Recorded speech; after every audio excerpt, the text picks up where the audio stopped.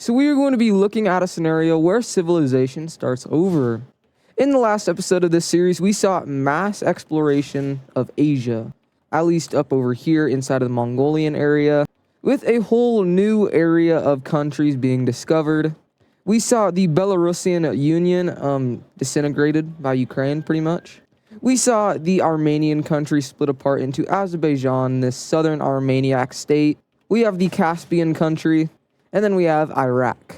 And at the end of the episode, we saw the second alliance, at least right now, form the Circle Alliance aimed at stopping Iberian expansion. If you guys are enjoying this series, please make sure to show support by liking and subscribing. It helps out a ton, and I really appreciate it. Anyways, let's go ahead and get into this episode of What If Civilization Started Over. The first thing we need to do is head over to the Caspian country as we continue to see them expanding around the Caspian Sea. They reach all the way over here to this point here before they stop and start to expand, I guess, south. And these guys, their goal, they want to surround the entire Caspian Sea. Pretty simple, but who knows if they'll be able to do it. Now moving down over to Persia, these guys are also going to be expanding. But we see them making a landing inside of the Qatar island, quickly taking over the whole thing. But we also see them expanding up this coastline here to reach up to Mesopotamia and just expanding their whole border. Now that we've seen two expansions from the Caspian country and the Persians, let's head over to another country in this region, being Iraq. These guys have a goal. They kind of want to be the center point of all of the Middle East. They don't really care for much of these northern areas, and they're kind of rebellious. So what they do is they just go ahead and move a bunch of their population down south. Tons and tons of people move down into this area, pretty much untouched land to this point. They expanded to this, and they're going to go ahead and let the northern areas of the country go. So we see the northern, I guess, Iraq state released, and they're going to be putting their capital city up in this northern city right here. And just to make this look a little bit better, we see the green team reaching over and making a connection up with this Iraq team. Now we need to move over to Asia as we see a ton more of Asia being discovered.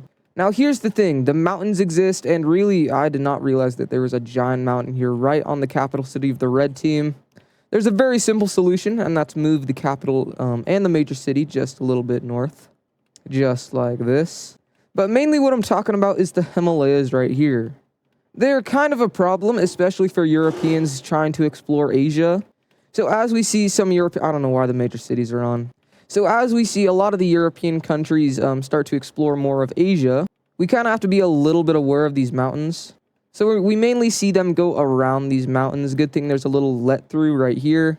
Now, of course, they will be able to explore some of the mountains, but not all of it. In case right here, we kind of just see them go completely around this mountain here. And this kind of just leaves a little pocket right here that we'll have to wait to see get explored. Now, here's the thing. Inside of India, the Indians have been trying to explore beyond this mountain range right here for a long time.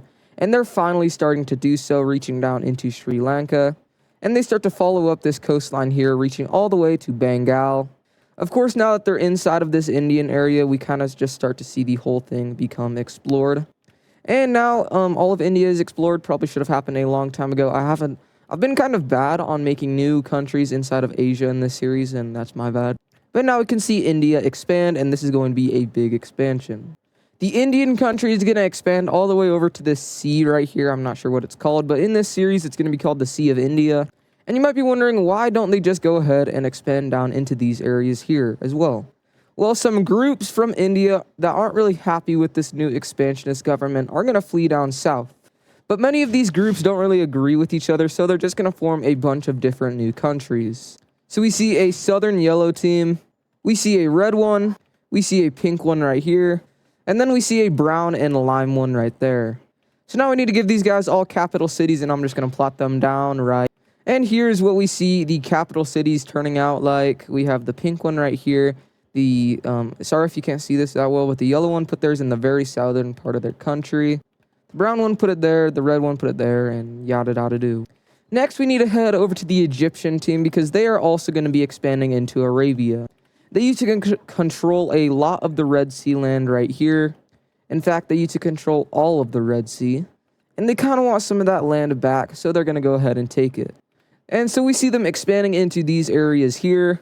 And this is going to start to worry mainly the green team because they just expanded along their border. And the Egyptians may slowly start to be reforming their empire. Next, we need to move over to Italy, where we actually see this pink team rejoin the Romans. Now, why did the pink team rejoin even though they split away during the Roman Civil War or the Tribal War? Well, pretty much that whole rebellion thing was just a plot setup so that way the Venice or the tribal states of Italy could invade Rome.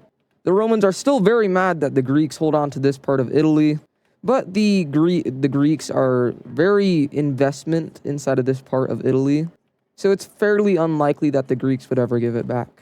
Quick Carthage update, they go ahead and give their little, Syracuse independence. And these guys' goal is just to go ahead and make peace with the Romans, because who knows what they might do. In the last episode, we saw the Croatian country leave the Square Alliance. Now, why did Croatia leave? Well, that's actually because they're going to be unifying with Adriatica. These guys now form the Kingdom of Adriatica, and they now have more dominance over the Adriatic Sea. A major discovery was just discovered inside of Scotland.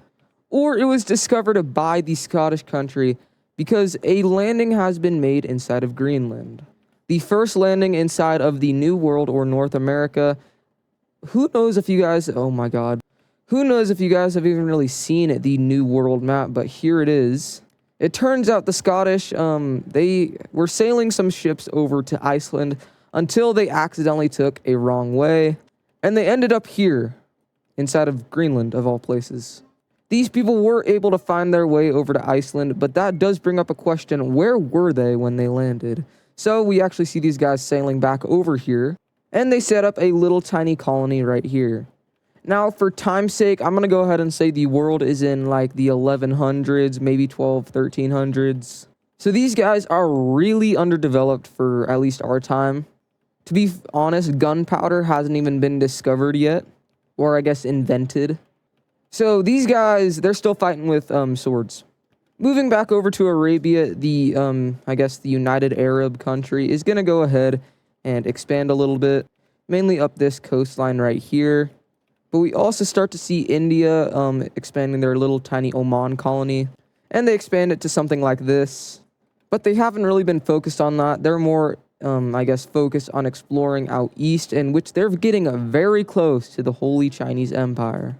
Probably the biggest discovery yet. I mean, they did discover this whole area, so who knows? But there has been active civilization happening here, while right here, there hasn't really been much.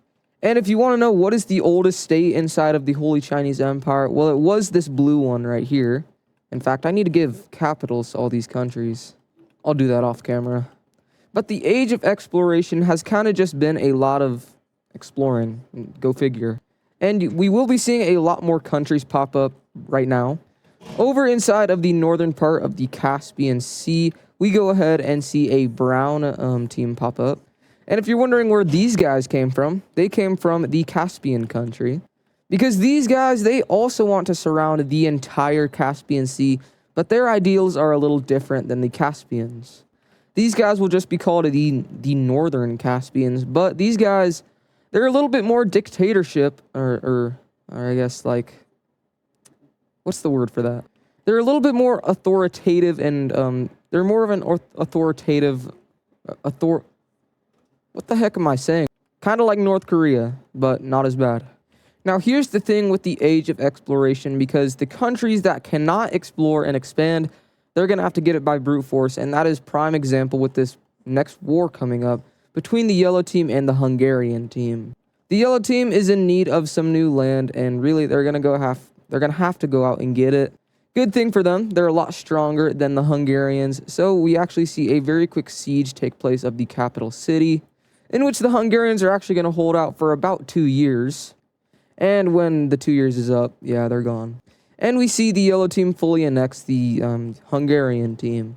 Moving just over north, let's go ahead and talk about Germany, because the calls for a united Germanic state are pretty high right now. Mainly, they want unification underneath the Lime team, even though all of these countries around them jumped to the Lime team. We actually see this brown team go ahead and unite with them. And very quickly, this kind of just spreads into a full-on unification. So in some ways as well, at the age of, I guess, what was this? The age of exploration also is kind of bringing unification. Now, I don't really know if I like all this green inside of, like, the Europe. I mean, there isn't that much. But I might change this color in the future. We'll see.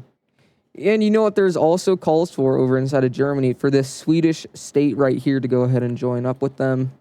But the Swedish are, of course, not going to let that happen. So boo-hoo. We're about 10 minutes into this video, and I feel like this is a good time to end this video with a banger. Iberia took a break in the last episode because, you know, their areas inside of Italy that they were expanding into kind of got a little crazy. And, well, with a new leader comes some new dreams. Pretty much, this new leader really wants control over Italy. Just think of it, controlling pretty much all of the western side of the Mediterranean and even having parts of the Italian peninsula. Maybe they can even expand into the Adriatic and get a, like, little exclave inside of Greece. Or maybe they can go back to where they came from, Egypt, by taking over Italy. The possibilities are endless, and that is exactly why Iberian troops enter into the pink team. For the first, weeks of this war, they have much success, even taking over the capital city very quickly. But as they start to march through this country, they are met by Roman forces. Because the Circle Alliance has officially declared war on the Iberian team, they are done waiting around to stop Iberia. They are going to bring the fight to them now while they're strong. Who knows how this is going to end, but we'll only have to see. If you guys ended up enjoying this episode, please make sure to like and subscribe, and I will see you guys in the next episode. Goodbye.